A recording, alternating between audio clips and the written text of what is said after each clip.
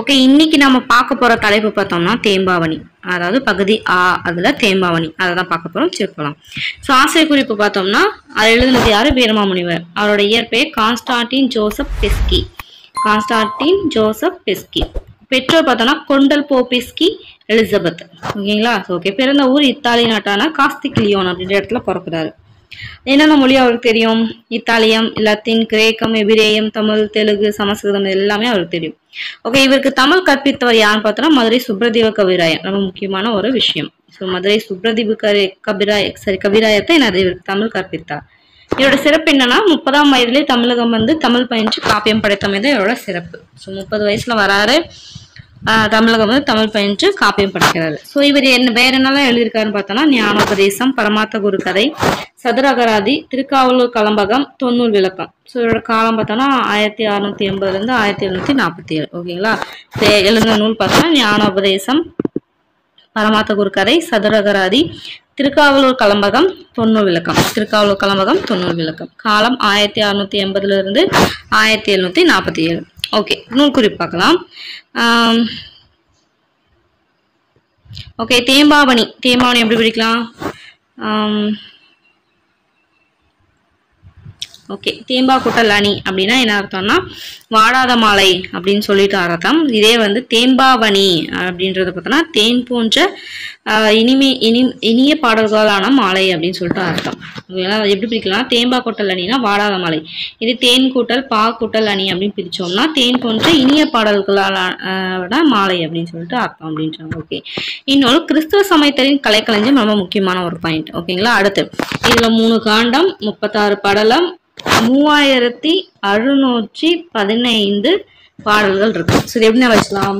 1 3 3 1 3 3 2 3 6 1 3 3 2 3 6 5 3 15. அதாவது 9 அந்த இதெல்லாம் விட்டுட்டு அப்படியே 15 போயாச்சு அப்படின்னு நான் வச்சுக்கலாம். 3 டேபிள் வர மாதிரி இருக்கு இல்லையா? 3 36 36 15 அப்படியே. ஓகேங்களா? அப்படி நான் வச்சுக்கலாம். 3 காண்டம், 36 படலம், 3615 பாடல்கள். ஓகேங்களா? அடுத்து ஓகே, இது அவ்வளோ தேம்பாவணி. அவ்வளோதான். நம்ம ப்ரீவியஸ் இயர் கொஸ்டினுக்கு போகலாம். ஓகே, போற்றி திருவகவல் எழுத யாரு பார்த்தோம்னா H.A. கிருஷ்ணபிள்ளை. அடுத்து பார்க்கலாம். பரமார்த்த குரு கதை வீரமாமுனிவர். முதுமொழி மாலை உமறு புலவர். பெண்மதி மாலை பார்த்தோன்னா வேதநாயகம் பிள்ளை.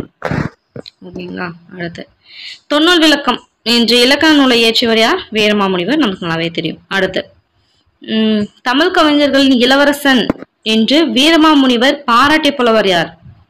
அதாவது தமிழ் கவிஞர்களோட இளவரசன் சொல்லிட்டு வீரமாமுனிவர் ஒருத்தரை பாராட்டியிருக்காரு. அது யாருன்னு பார்த்தோம்னா திருத்தக்கதேவர். அதாவது திருத்தக்கதேவர் ரொம்ப முக்கியம். அடுத்து இது பார்க்கலாம். தொன்னூல் விளக்கம் வீரமாமுனிவர். நாலடியார் சமண முனிவர்கள். திருவேங்கடத்து அந்தாதி பார்த்தோம்னா பிள்ளை பெருமாள் ஐயங்கார் வருவாங்க. மதுரை கலம்பகம் குமரகுருவர். ஓகேங்களா? அடுத்து தேம்பாவணியில் வளன் என்னும் பெயர் சொல்லால் குறிக்க பெறுவர் யாருன்னு பார்த்தோம்னா சூசை மாமுனிவர். அவர் தான் வளன் அப்படின்னு சொல்றாங்க. ஓகேங்களா? இதுல தான் கன்ஃபியூஸ் ஆகும் சார் நிறைய பேருக்கு. ஸோ வளன் அப்படின்னா சூசை மாமுனிவர். ஓகே, கீழுள்ள நூல் பட்டியலில் பொருந்தாத நூல் எதுன்னு பார்த்தோம்னா தமிழ் இயக்கம். மற்றபடி வேதியர் ஒழுக்கம், தொன்னூல் விளக்கம், சதுரகராதி இது எல்லாமே வந்து ஐ திங்க் இது எல்லாமே இலக்கண நூல் இதுல வரும். இது வந்து வரா தமிழ் இயக்கம் இதுல வராதுன்னு நினைக்கிறேன். அந்த மாதிரி வரும்.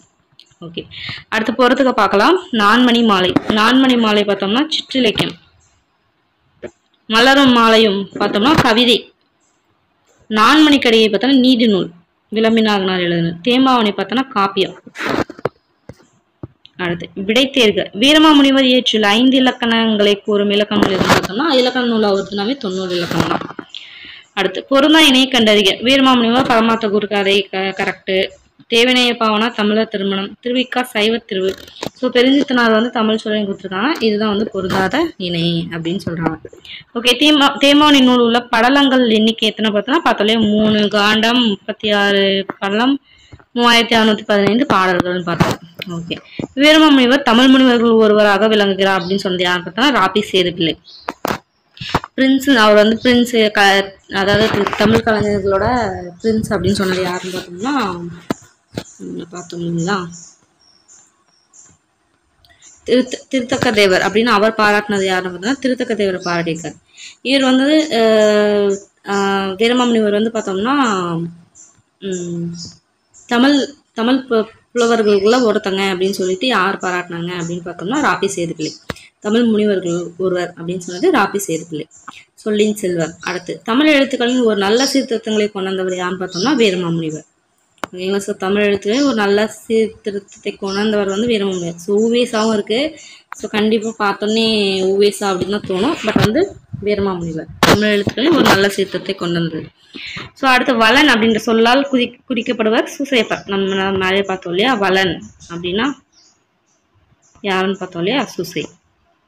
தேம்பாவணி அப்படின்றது ஒரு கிறிஸ்துவ காப்பியம், நமக்கு நல்லாவே தெரியும். பொருளாதாரத்தை தேர்வு செய்க. சூசையப்பர் தேம்பாவணியின் பாடுடைய தலைவர். Okay, correct.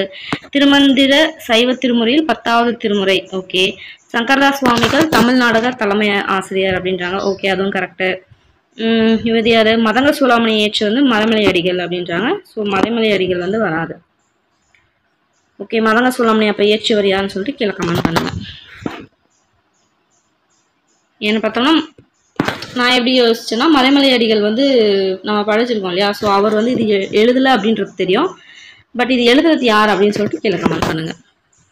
ஓகே, அடுத்து பொறுத்துக்க பார்க்கலாம். வசனடை கை வந்த வள்ளலார் பார்த்தோம்னா வசனம் இது உரைநடை அந்த மாதிரி வந்துச்சுனாவே ஆறுமுக நாவலர் வந்துடுறாரு. புதுநெறி கண்ட புலவர் பார்த்தோம்னா ராமலிங்க அடிகள்.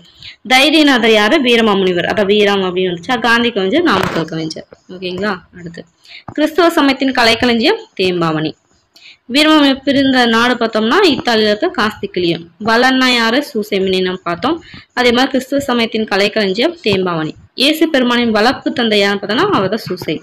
ஓகே, தவறான விடையை தேர்வு செய்க. சிலப்பதிகமினி நம்ம பார்த்தோம். ஸோ சிலப்பதிகாரம் கைலாயம் அதுதான் வந்து தப்பு. மற்றபடி கம்பராமாயணம் சிறுங்கி பேரம் தேம்பாவளவன் மந்திராச்சலம் திருசீராப்பணம்ன்ற கரெக்ட்.